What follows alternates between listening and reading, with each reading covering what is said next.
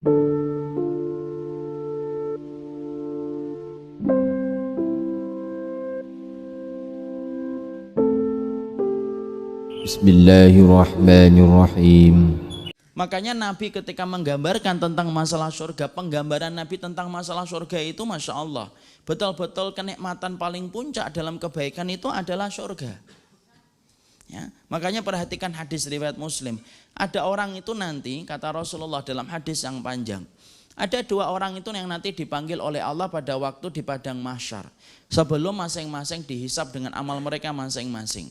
Yang pertama, orang yang paling nikmat hidupnya ketika dia hidup dan menikmati fasilitas hidupnya.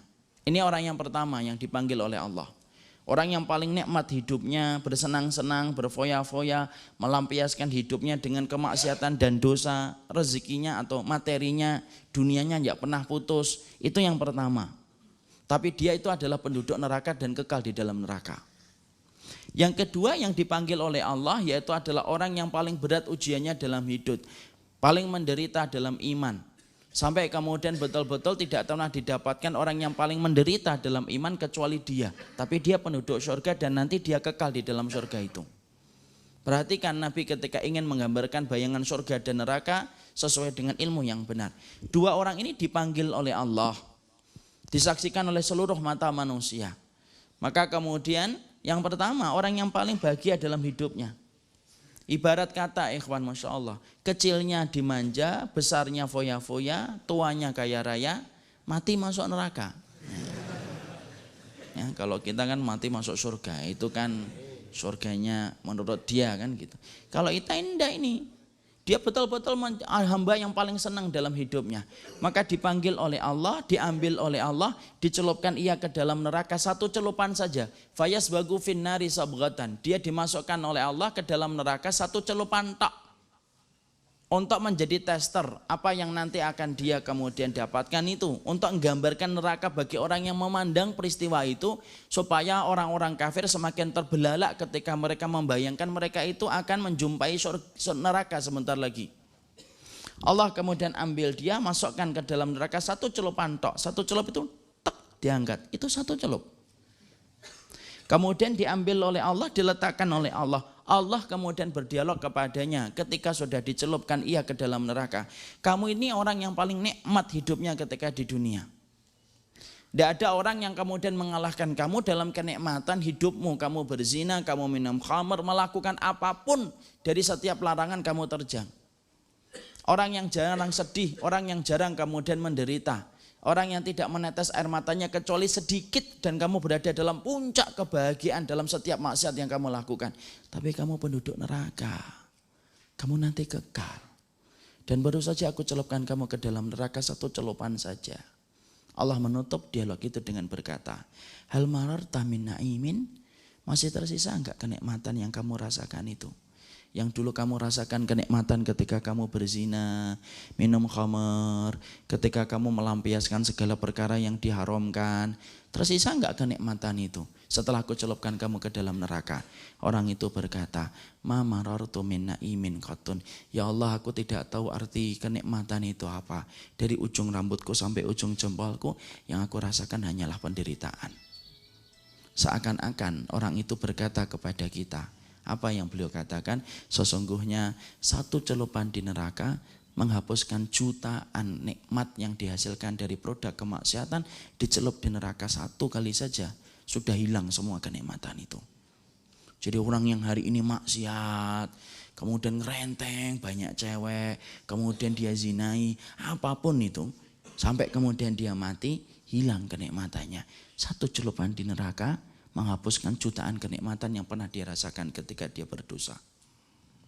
Yang kedua yang dipanggil oleh Allah, orang yang paling sengsara hidupnya. Min asyadan nasi bu'san, orang yang paling sengsara hidupnya. Tidak pernah kita dapati orang yang paling sengsara hidupnya kecuali dia dalam iman. Mungkin kayak Nabi Ayub dan selevelnya. Yang betul-betul berada dalam puncak-puncak penderitaan ketika dia beriman kepada Allah. Ibarat kata, kalau bahasa kita itu kalau datang tidak dijemput, kalau pulang tak diantar. Yang mana kalau ngelamar akhwat itu sebelum mengetuk pintu sudah ditolak itu dari betul-betul penderitaan yang luar biasa. Tapi dia beriman, kemudian dia istiqomah. Lalu kemudian dia menjadi penduduk surga dan dia kekal di dalam surga. Allah ambil dia, Allah celupkan ia ke dalam surga sebentar saja untuk menjadi tester, untuk membayangkan bagaimana kenikmatan yang dia dapatkan nanti di surga. Padahal dia nanti kekal di dalam surga, kata Rasulullah. Kemudian dicelupkan ia ke dalam surga, ditaruh oleh Allah di hadapannya. Allah kemudian tanya, kamu ini orang yang paling sengsara hidupnya ketika beriman kepadaku. Susah payah kamu beriman kepadaku, dihujat. Kemudian melaksanakan ketaatan, bangun di tengah manusia yang lain dalam keadaan tidur. Perihnya perutmu dan lambungmu ketika berpuasa. Dan berbagai macam penderitaan yang kamu rasakan ketika kamu beriman kepadaku. Tapi kamu itu penduduk surga. Dan baru saja aku celupkan kamu ke dalam surga, satu celupan tok. Padahal nanti kamu akan menjadi penduduk surga itu selama-lamanya. Allah nutup dialognya dengan berkata, hal mararta min naimin, hal mararta min bu'sin. Apakah masih terasa itu penderitaan yang pernah kamu rasakan ketika sabar, ketika nutup aurat, ketika menundukkan pandangan, ketika meninggalkan yang haram? Masih terasa enggak itu penderitaannya ketika kamu dulu melakukan itu dalam kehidupan di dunia? Perhatikan jawabannya. Dia berkata, ma marartu min bu'sin syai'an. Ya Allah, saya itu tidak ngerti arti penderitaan itu apa. Karena kemudian dari seluruh dan sekujur tubuhku, sesungguhnya yang aku rasakan hanyalah kenikmatan. Seakan-akan orang itu berbicara kepada kita, satu celupan surga itu menghilangkan jutaan penderitaan yang pernah kita rasakan ketika beriman kepada Allah dan istiqomah. Satu celupan surga menghilangkan itu kemudian penderitaan itu. Satu celupan tak, padahal nanti dia akan kekal di dalam surga itu selama-lamanya. Disitulah yang kemudian kita ingin menggambarkan, sesungguhnya surga itu rezeki terbaik. Makanya kalau antum mencoba membolak-balik di dalam Al-Quran dan mencoba untuk menghatamkan Quran, coba deh cari kata sa'adah dan su'idu di dalam Al-Quran. Sa'adah dan su'idu itu artinya kebahagiaan. Allah itu tidak pernah menyebut arti bahagia, Allah tidak pernah menyebut kata bahagia di dalam Al-Quran kecuali hanya satu kali saja pada satu ayat saja. Yaitu adalah surat Hud 108. Wa ammal ladzina su'idu fa fil jannah. Orang yang bahagia itu adalah mereka yang kemudian di surga. Allah tidak pernah menyebutkan kata bahagia dalam konteks kehidupan di dunia. Allah tidak pernah menyebutkan kata bahagia dalam konteks di tempat manapun. Tapi Allah menyebutkan bahagia dalam konteks kehidupan di surga. Satu kali saja Allah menyebut kata su'idu di dalam Al-Quran.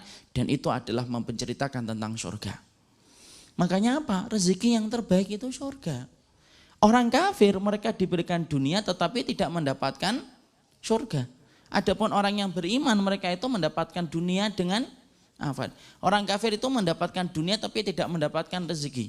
Orang yang beriman mereka mendapatkan dunia dan mereka mendapatkan rezeki. Makanya Nabi itu ngajarin ana dan antum untuk meminta rezeki dan tidak meminta dunia. Karena rezeki itu cakupannya luas. Makanya kalau siapapun di antara kita kok mendapatkan rezeki, itulah yang terbaik. Teman yang solih itu rezeki. Teman yang tampan itu dunia.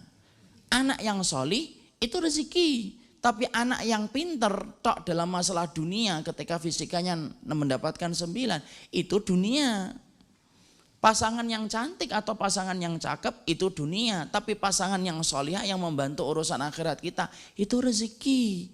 Dan semua di antara kumpulan rezeki itu yang paling terbaik itu apa? Rezeki itu adalah masalah surga. Dan itu yang kedua. Sesungguhnya surga itu merupakan rezeki terbaik yang Allah berikan.